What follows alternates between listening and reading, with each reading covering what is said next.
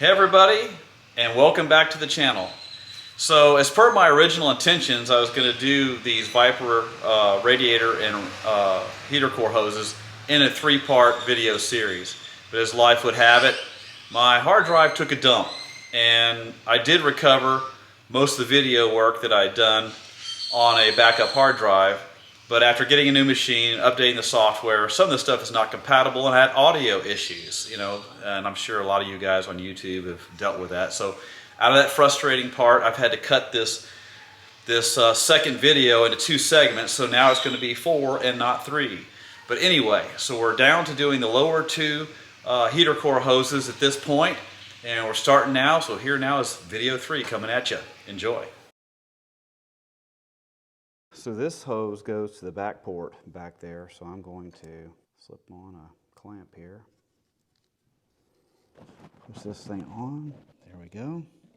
I'm not going to tighten anything down just quite yet. I'm just going to get it all situated and make sure all my hoses are lining up. Okay, now we got that first one on. Let's try to get this second one on. So it's going to go underneath this cable that controls the temperature on the heater core. Put the clamp this way so it's easier to get to. All right, and then this is going to come in and hit this tube right here, but see, that's a little bit long, so I'm going to cut it down, try to determine how far down here I want it to be. So it needs to be like that, so I'm going to cut some of that off and just see where we go. Now that looks like it's going to go on there pretty doggone good, isn't it? It has like a 2-inch socket. I've got it in place. It's still a little bit long, it looks like, just a little bit.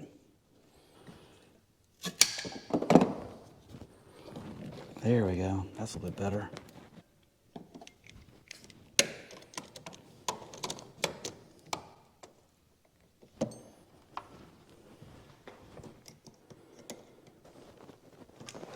Now to get to these clamps down here, I'm gonna have to use a ratchet. Yeah, these guys are in tight quarters here. Well, there's one, a little bit at a time. So let me get this second one here.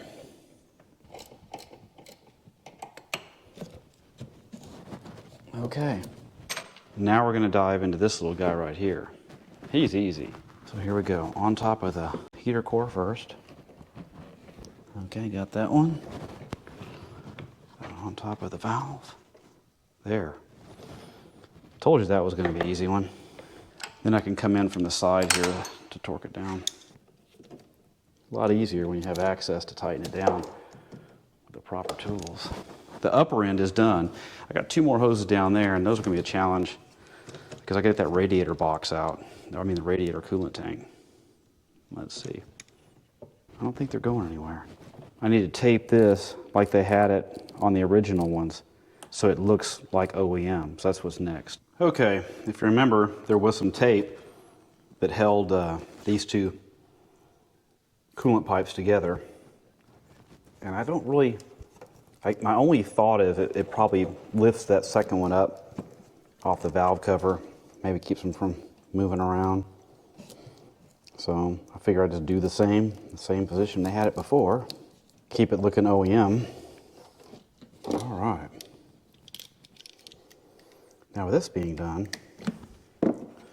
this top half of the work up here is complete. So now I can come in here and I can put all this stuff back together. All right, so doors open.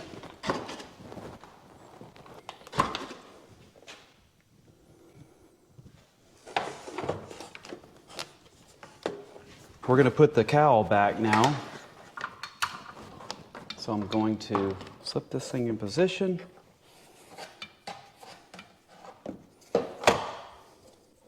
I gotta remember, there's a grounding strap right here that goes on this part of the body that I have to tie in when I get the screws in. Gently put in this corner screw here to kind of hold things in position. Then we're gonna come back on this side here. Check everything's aligning okay. Our little support member is right there.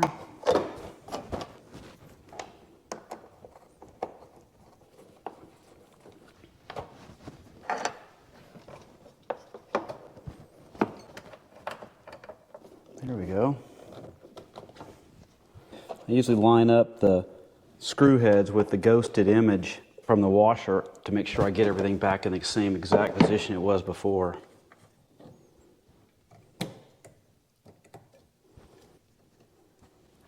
Now come back over here and get this ground wire, which a lot of people leave this off and they wonder why they get little issues, little gremlins. It's weird that it's attached right here, but it is. Get that lined up with that washer there. Second windshield wiper here. Making sure I get it in the right position.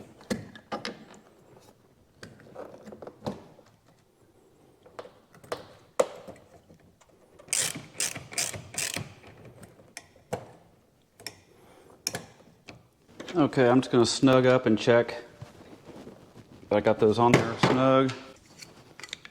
Put the cap covers on. There's one. Okay. Here's number two. So that's done. Now we're going to dive into this area down here, get these frontmost hoses taken care of, and get that done. Okay, so I'm going to remove the coolant bottle.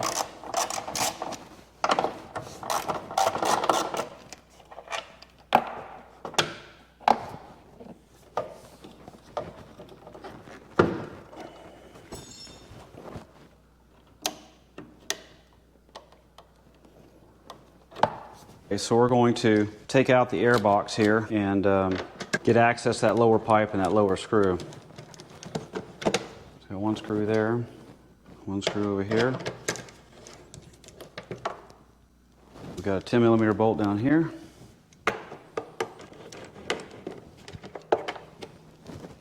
And one more over here.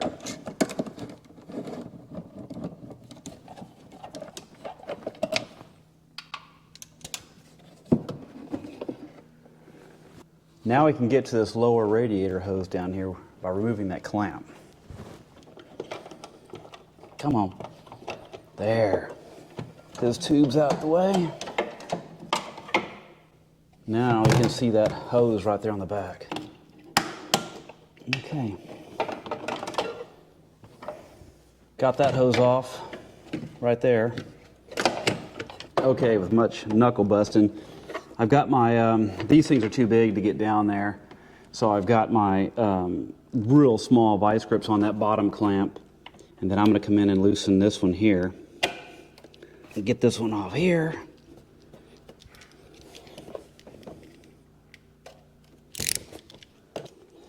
Okay, top half is off. Vice grips are on that clamp down below. I'm going to try to pull it off. There we go. Clamp is now off. Now I'll pull the bottom pipe off here. There we go. Okay. That bottom pipe is off now. Gonna pull it off. Man, it's not gonna come either. I might have to cut that sucker off too.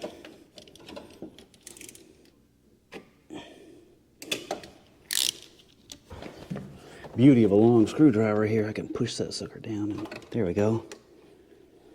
Got it off. Okay. I'll be curious to look inside these pipes and see what the conditions are. Tell you what, before I do this, I'm probably going to bring you in here and let you see what I'm connecting onto. So what we're looking at here is this pipe right here. It goes to the radiator bottle. This pipe right here connects to this one here, and this one to the radiator pipe. So I got a little bit of soapy water on that. Try to get it on there a little bit better than it was. Oh, that's a lot easier. All right, that end is on. Now I'm going to get this end on up here. There we go. So that pipe is on. I'm going to go ahead and snug it up. All right, there's one. Now I'm going to try to get that bottom one on. Just snug it up.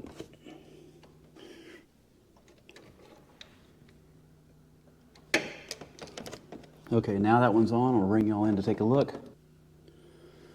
Okay, so here's the new hose here.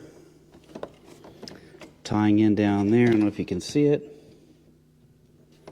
And I got that last one to put on, so we're gonna do that now. All right, now we're gonna slide this other pipe down in here. Feed it from the radiator bottle area down, get it in position. Come and grab this. Oh, hey, that went on pretty easy. The soap helps. Now slide my clamp into position. Ready to tighten that up. And once we get past this, we're past the hard part. Now I've got those two pipes hooked up.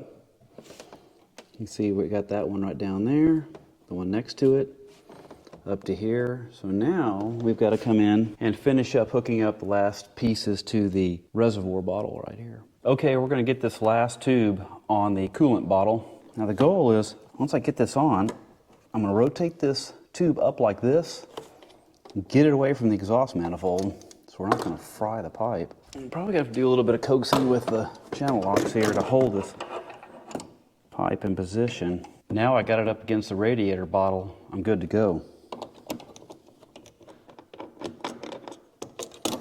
So there we go. Now that'll stay away from the manifold. Okay, now we've got all of the pipes connected for the coolant.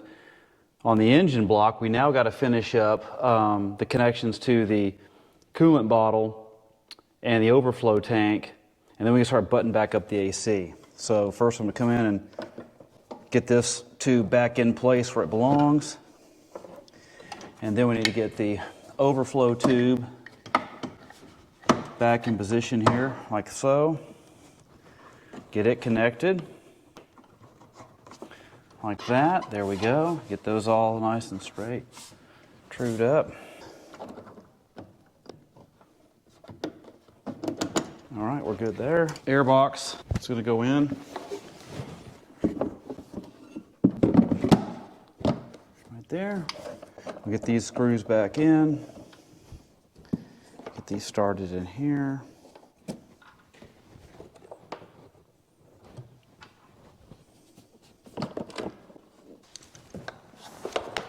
Secure up these screws right here where the airbox plenum connects to the fan motor.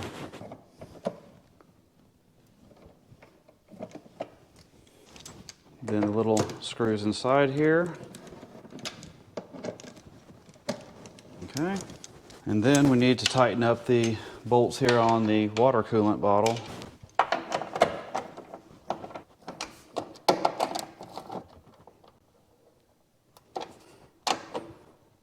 Okay, we're good there. Now we need to get the air filter box hooked back up to our intake plenum here and get those hoses connected, and we're good to go. So let's start with that. First thing we're going to do is we're going to get our air plenum back in here, air filter box.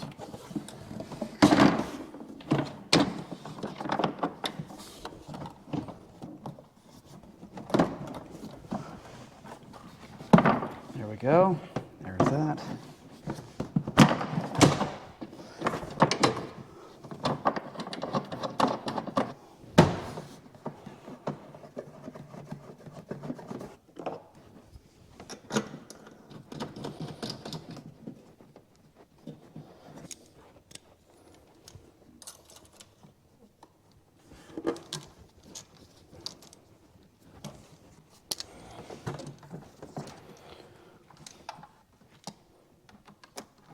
Okay, so now we're getting the throttle bodies hooked up to the air box. We're good. We're going to plug up our hoses to the air box.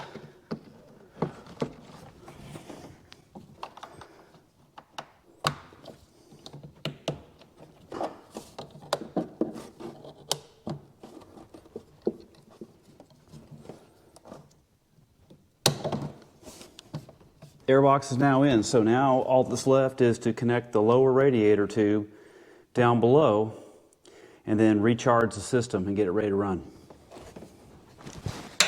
Push this hose all the way up. Now I'm going to get this last clamp done. Okay, I'll get a little torque wrench on here. There we go. All right, we're ready now. So now I'm going to pull the drain plug out of this thing and just let the rest of it drip overnight. I'm done for the evening. So I'm just going to pull this out, let the rest of the coolant drain out. It's amazing how much coolant is still in this system after having all the pipes disconnected. But I guess we break the suction up top and it will gravity flow through the system. But we're going to let this go all night and we'll resume tomorrow, and we'll charge the system back up, burp the system of air, and then we'll drain and refill the overflow bottle that's in the front fender.